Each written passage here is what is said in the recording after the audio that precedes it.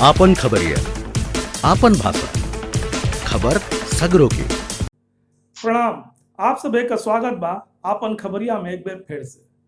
आज बतावे में खुशी हो रहल बा कि आपन खबरिया एगो नया कार्यक्रम शुरू करे जाता, भोजपुरिया युवा लोगन का आवाज, यानी युवा बतकही।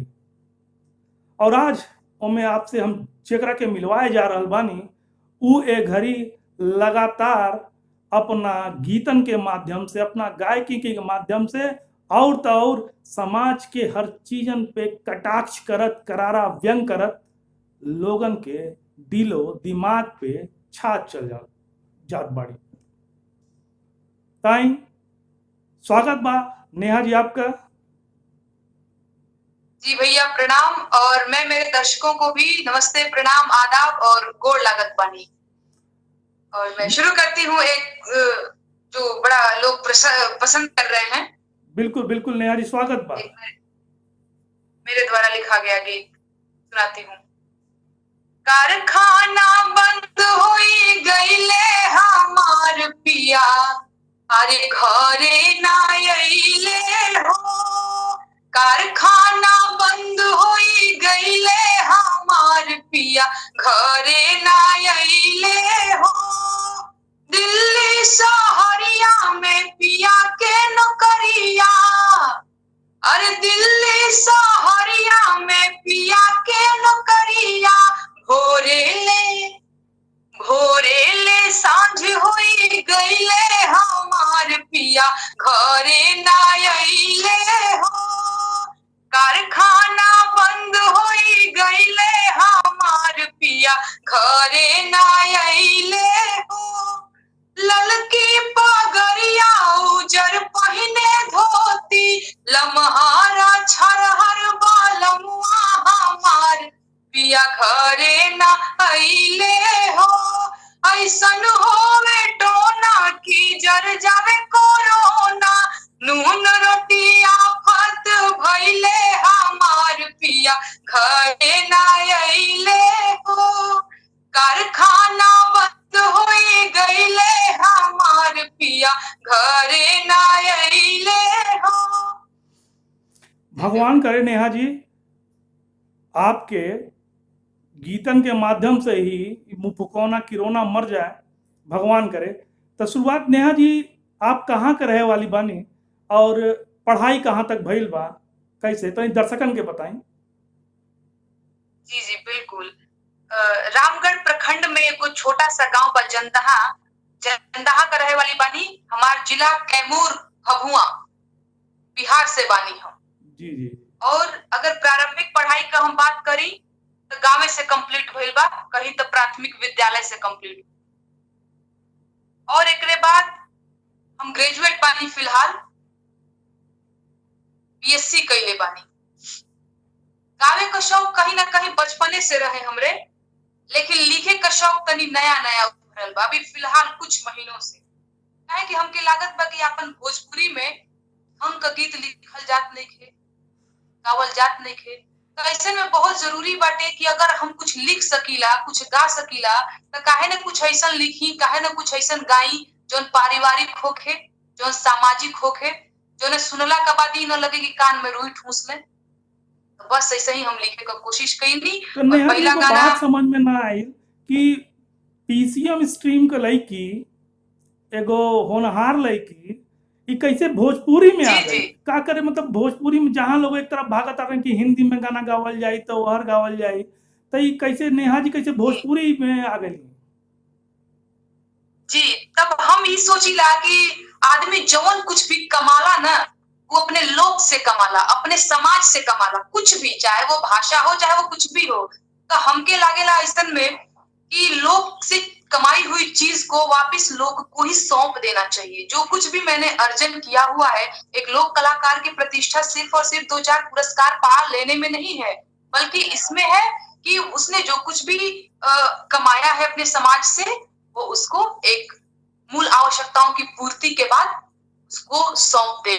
तो मैं ये समझती हूँ, अन्यथा वो लोग शोषक हो जाएगा ना। तो कहीं ना कहीं मैंने यही सोच करके लिखना शुरू किया था। और भोजपुरी में का है और कहा है भोजपुरी के चुन लिखा है ना, हिंदी में लिख ली भाव। अधिकतर लोग तो हिंदी के साइड में भागत आ रहा।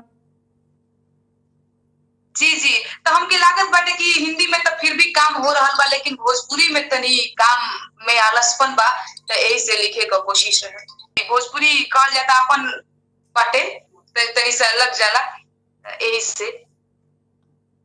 बिल्कुल। नेहा जी, कोरोना के लेके जो ना आपका गीत रहल, कोरोना पे और भी चीज आप लिखनी, एक अलावा भी आप कई चीजन पे बड़ा करारा व्यंग कैले बानी, समाज के कई रूपन पे। तो कौनो एक दो गीत और?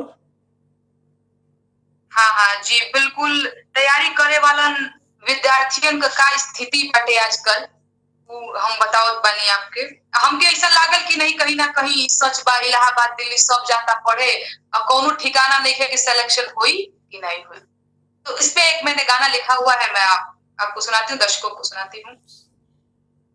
अरे इलाहाबाद दिल्ली में खूब पढ़ावैया, अरे इलाहाबाद दिल्ली में खूब पढ़ावैया है, अन्हारी नैया के राम खेवैया है, अन्हारी नैया के कपड़े पे चाउर के मोटरी ढोवाला, कान्हे टूरिस्टर के बस्ता रखाला, गांव छूट जावे उमरे लड़ी कैया, अरे गांव छूट जावे, गांव छूट जावे उमरे लड़ी कैया है, अन्हारी नैया के राम खेवैया है, अन्हारी नैया के खुद ही बनावे है दाल भात चोखा, हाय रे हो जावे सिलेक्शन में धोखा, अरे खूब ही झोंकावे बाबूजी के रुपैया है, अन्हारी नैया के राम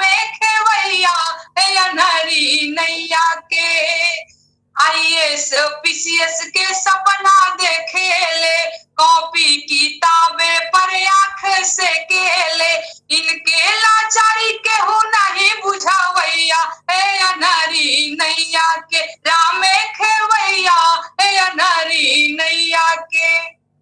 वाह, का बात बा, वाह रे वाह नेहा जी। नेहा जी अफवाहन से लोगन के बचावे का भी प्रयास कर रहल बानी। नेहा जी, जौन भोजपुरी गाना, भोजपुरी गीत पहले लिखात रहे, आप उसे कितना प्रभावित भइल बानी, या कौन गीत आपके सबसे ज्यादा प्रभावित कैलस? जी जी जी, बिल्कुल। एक्चुअली क्या बात है कि हम बचपने से सुनत आवत बानी अपने घर में, गांव में, समाज में बियाह का गीत, तो कहीं ना कहीं हो जगह से ही तो शुरुआत हुई। तब हमके पता ना रहे कि लोकगीत कैसे लिखल जाला, का होला, कुछ नहीं। ये बढ़िया लागत रहे कि नहीं, सुने में नीक लागत बा, तो हमार मैयो गीत गावे लिखो। अरे क्या बात बा। हाँ हाँ हाँ, तो शुरुआत नहीं से भइलू है, शिक्षा कहीं ना कहीं देले बड़ी। वैसे भी हमन का भोजपुरी इलाका का हम लोगन के संगीत का बड़ी प्रधानता रहल बा। हर मौका खातिर कोनो न कोनो गीत और संगीत मौजूद रहल बा हम लोगन के संस्कृत सभ्यता में। जी जी जी जी जी जी, बिल्कुल एकदम रहल बाटे। हमार माता जी के बड़ा संगीत में रुचि हुए, गीत में रुचि हुए, मतलब एगो होला ना कि शादी ब्याह में बड़ा बोल्डली गाड़ियों गावेली, हमन के बड़ा पहले वाला जान जा कि गाड़ी कैसे गावे के। काहे कि हम तनी मनी जब बड़ होखे लगनी, गावे लगनी, तो माई का बड़ा रहे मन का इच्छा कि ई गाड़ियों गावे। हम करी नहीं नहीं, गाड़ी वाली तो हम नहीं गए। का हमार माई बताइस कि बचिया ऐसन बाटे, हाँ हाँ, कि शादी ब्याह में गाड़ी गावल का कोनो उल्टा अर्थ ना होखेला कि गाड़ी गावत बाड़ू तो का हई हो। देखो हम गाड़ी सुनावल चाहत बानी, जो हमार माई सिखैले बिना। एकदम स्वागत बा। हाँ हाँ हाँ।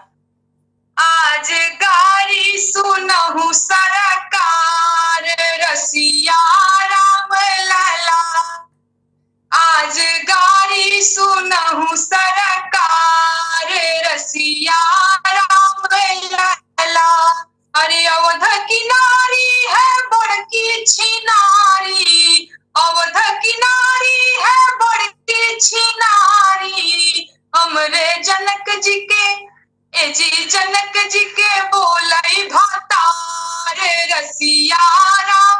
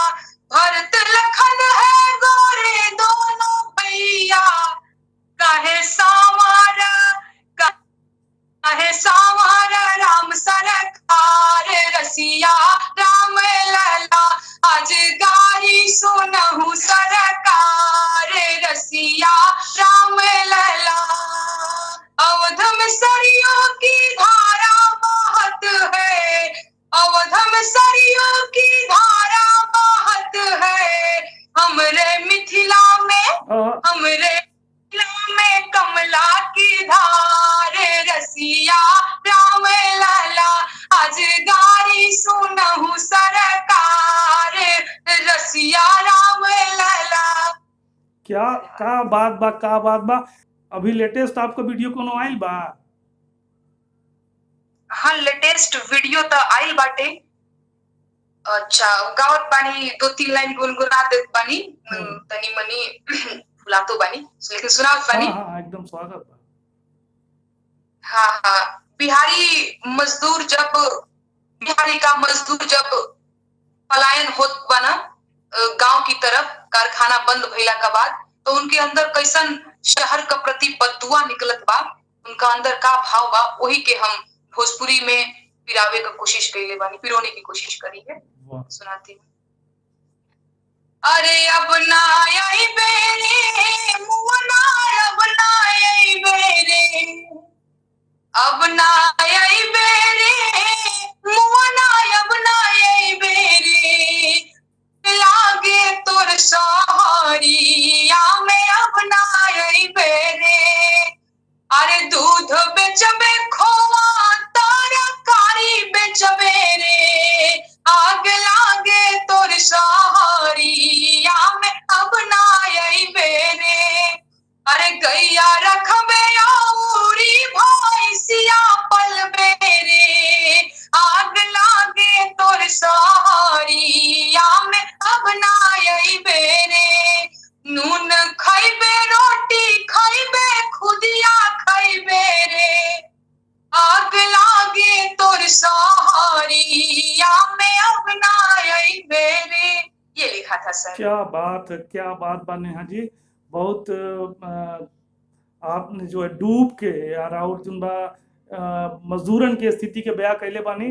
नेहा जी, नेहा का आगे अगला कदम भोजपुरी के लेके का होखे वाला बा? जी बिल्कुल, कई लोग कहेलन कि 1-2 गो न्यूज चैनल पे आ गई तो सफल हो गई, तो हमके लगेला कि ना ऐसा कोनो बात नहीं के, बिल्कुल ही कोनो बात नहीं के। जब तक भोजपुरी वो शब्द अश्लील रही तो हमके लगे कि हमारा काम पूरा नहीं के भाई, और एकदम एकरा पर चले का काम बा, एकदम चलना है। वैसे नेहा जी, आपका अपन खबरिया आपके मुहिम का बड़ा सम्मान करेला, आपके प्रणाम करेला एकरे बादे कि आप अपने ए मुहिम में काफी सफल हुई। और युवा लोगन खातिर आपका का कहना बा युवा लोगन से? देखिए, अगर गाना संगीत सुने का अगर बात बाटे तो कहीं ना कहीं हमहू के पता बा, आपो के पता बा, जग जाहिर बा कि सबके कैसन गाना पसंद बा।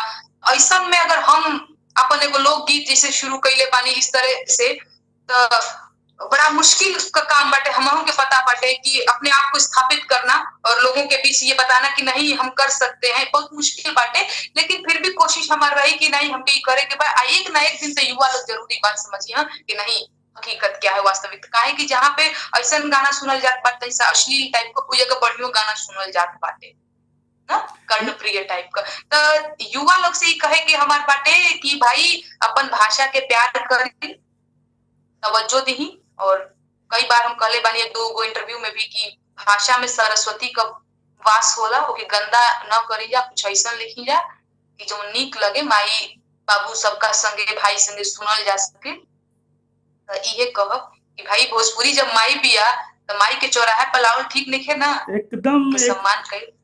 एकदम नीक बात कहली, एकदम सही बात कहली कि अपने मातृभाषा का जे सम्मान ना कर सकल, अपने माई का जे सम्मान ना कर सकल, वो केहू का सम्मान ना कर सकल।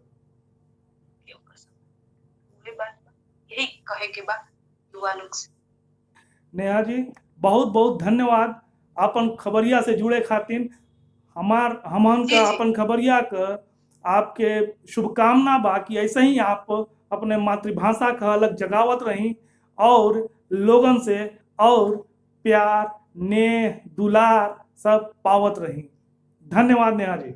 बहुत बहुत शुक्रिया आपके। और एक बार फिर से हम अपन दर्शकन के नमस्ते, प्रणाम और आदाब गोड़ लागतानी।